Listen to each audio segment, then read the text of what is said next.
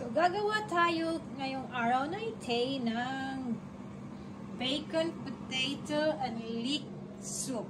So, ang mga kailangan natin ay bacon, potatoes, chicken broth, or chicken stock. So, hot water lang yan at saka cubes tinunaw ko. Then, onions. So, normally walang garlic but gusto kong lagyan ng garlic. So, nasa inyo na yan. Then, single cream, butter, Italian herbs sana, pero mix herbs lang meron ko. So, pwede na to. At saka, pepper. So, luto tayo.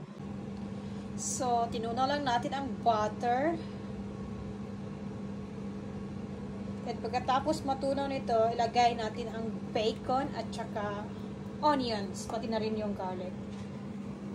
So, kasi gusto ko nang lagyan ng garlic. So, lagyan na natin ang bacon.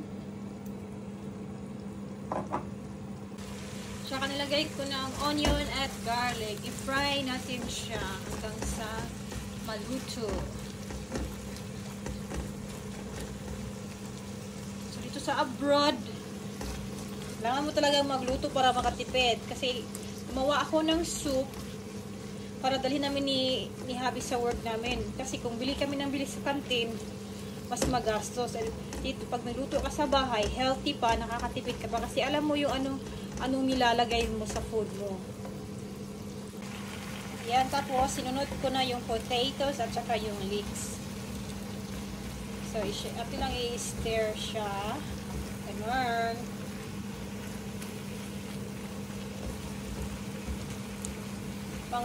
Until 5 minutes. Nilagyan ko siya ng pepper, yung durog. Then, mix herbs.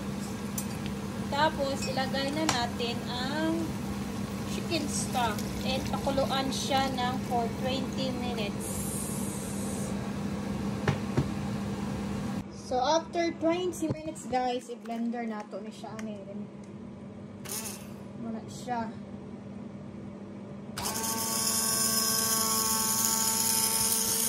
Hanggang sa puree na tanan.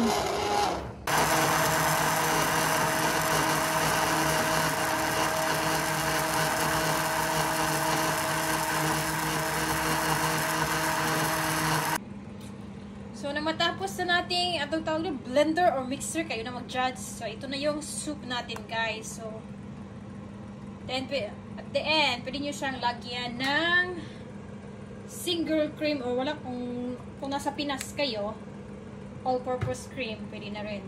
So, pero kung plano nyo siyang ilagay sa fridge or sa freezer yung iba, ang ilagay nyo sa freezer, wag nyo lagyan ng cream. Saka nyo na lagyan ng cream pag i-serve nyo na. Pero kung hindi nyo naman siya ilagay sa freezer, i-serve nyo lang siya direct right away now. Pwede nyo lang i-diretso ang cream. So, yun lang. At may soup na tayo.